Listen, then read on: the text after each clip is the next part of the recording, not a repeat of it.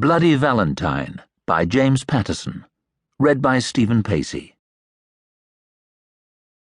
Chapter 1.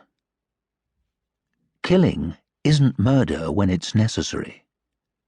The figure dressed in black lying on the bed believed it. The killing that had taken so much planning would benefit more people than it would hurt, so it wouldn't be murder. The killer listened to the faint roar of London traffic that the triple-glazed windows failed to mute and watched the figures change on the digital clock. 2 a.m., 2:01 a.m., 2:03 a.m., 2:04 a.m. The click of the clock and the distant steady breathing were the only sounds apart from the traffic. The sleeping pills in the bedtime drink had worked. No one else was awake. At 2:10 a.m., the night porter, Damien Clark, would pocket the intercom receiver. He'd leave the foyer and take his break in his studio flat in the basement. His routine hadn't varied in the 6 weeks that the killer had watched him. The cameras would record, but Damien wouldn't be watching the screens above the porter's desk. It was the perfect time. With care, there'd be nothing to be seen on the tapes, because the killer knew the exact angle of the cameras, where they recorded and where they didn't. Damien's absence was an extra safety measure. The street doors were locked. No one could enter Barnes' building without summoning Damien on the intercom, and who was going to call between 2 and 3 in the morning? No resident could enter one apartment from another unless they had the master key code. The day porter, Ted, had been stupid.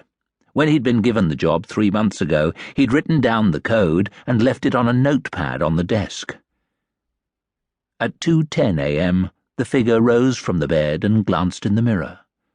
All that could be seen was a black shadow in the darkness.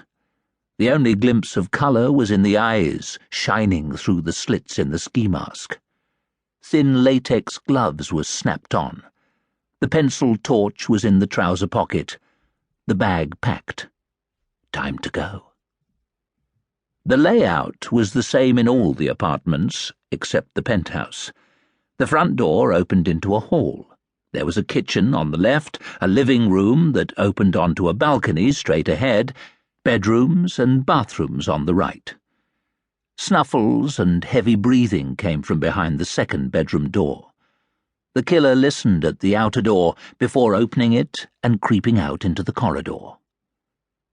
The kitchen surfaces gleamed, smelling of antiseptic, as a chef's kitchen should. The knives were in the block, a chopper to cut through bone, a filleting knife to loosen organs, a carving knife to sever muscle. The 2-pronged fork was hanging above the cooker. All were placed in the bag. Back to the hall, listen at the door. Was it imagination, or was there a sound in the corridor? Open the door slowly. Deep breath to steady nerves. Back into the corridor, crawling low to avoid the lens of the CCTV camera. The building hummed with night noises. The heating whirred. The low-wattage light bulbs buzzed. Water ran in the communal utility room as a night load washed. No one slept in the artist's studio. The plumbing under the sink was plastic, push-fit. A stab with a sharp penknife split the joint. Water began to drip, enough to make a small pool by morning. It would claim the day porter's attention for an hour or two. The stairs behind the fire doors were concrete.